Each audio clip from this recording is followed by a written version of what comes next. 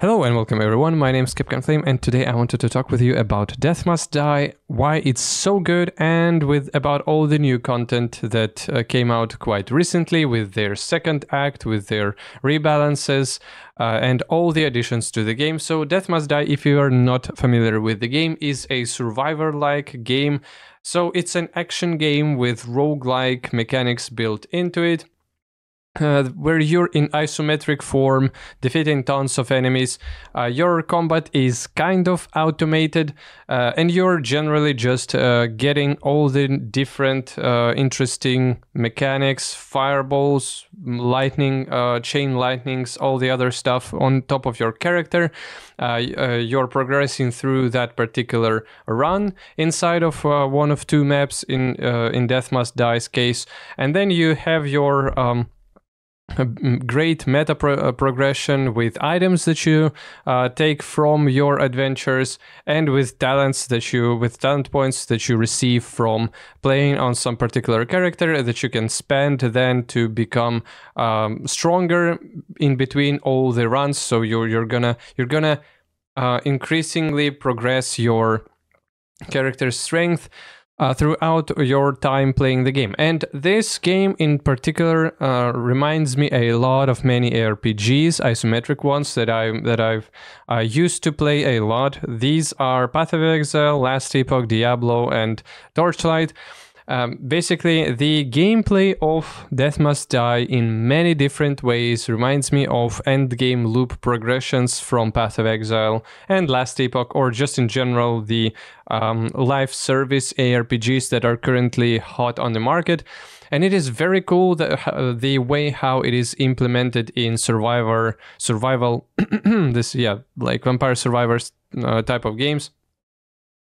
Because you do have your different characters that have their own baseline attacks or baseline stats. Some are more defended, some are faster, some have ranged attacks, some have casts, someone is with a sword. And basically, you're taking your class, and after that, you're building your character throughout the run, taking all the different interesting mechanics and all the interesting additional casts, additional strikes, attacks, and stuff like that. And throughout this 20-minute run, everything is quite fast. You need to dodge a lot of things. You need to prioritize different enemies. You're making choices with your build. And it is somewhat, in terms of the gameplay feel, it for sure reminds me of the isometric games, especially Death Must Die, with all the design choices that they've made about the game. How it looks, how it feels, the items that you are taking from those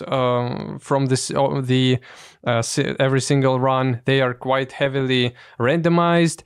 They do have very interesting stats and synergies between them, and it really reminds me of the games that I enjoy a lot, being those isometric ARPGs.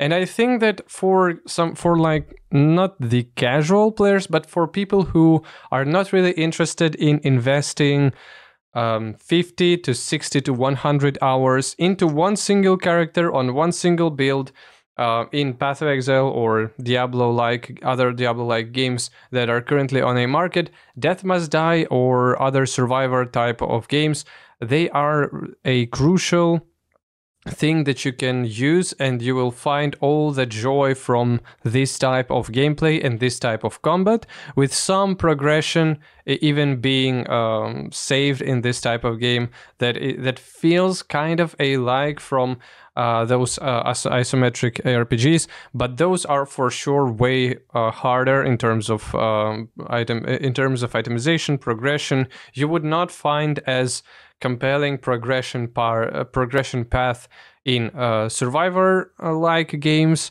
but you still have at least some of that. And just for you to go in for 15 to 20 minutes, and to depending on on successfulness of your run, and depending on the particular game in this genre, you will have all the fun that you can get out of the end game ready character from isometric ARPGs.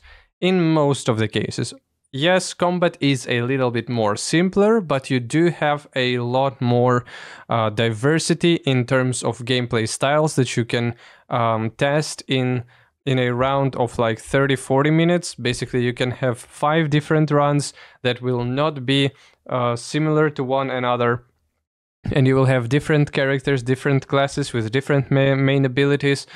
And you will be blasting tons of enemies. It will be quite enjoyable, and I do recommend this genre for anyone who ever thought about playing something like Path of Exile but was always kind of scared or didn't have enough time or didn't have enough interest in order to get into that type of game or get into that particular character. Maybe you've played all those games, but you've grown a bit tired of having to play through the campaign of the game or through any other parts that you feel like are too slow or too time consuming. Then this type of games is for sure a new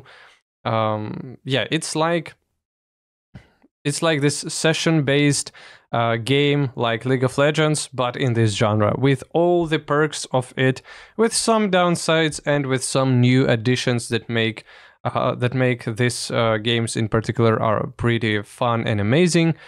Just in terms of Death Must Die's Act 2, in particular, I enjoyed it quite a lot. There are way more different enemies that you are encountering, especially those cats that cast beam on you. Then there are some mages that blast you quite heavily.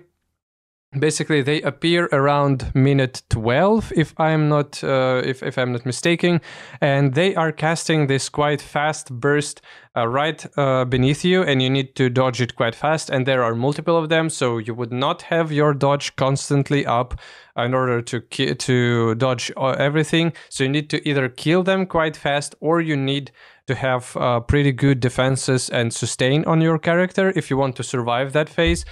So these types of mobs are quite interesting. There are some additional mobs that have these familiars swirling around them.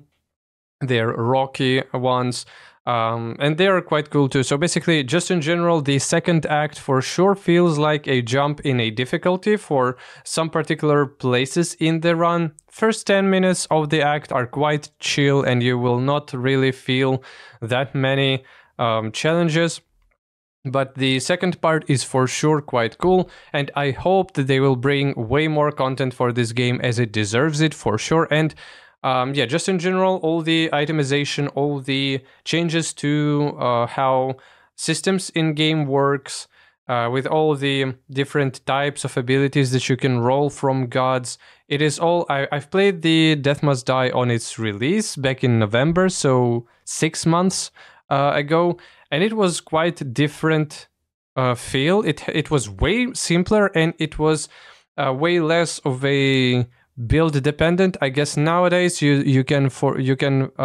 fine tune way more in depth some particular parts of your character, some particular types of attacks or casts that you want to use, and it's very cool. So I think that they've balanced the game way better now, and the Act 2 itself is quite a good piece of content, and I hope that they will still produce more. So yeah, thanks for watching. That's it about Death Must Die from me. Bye.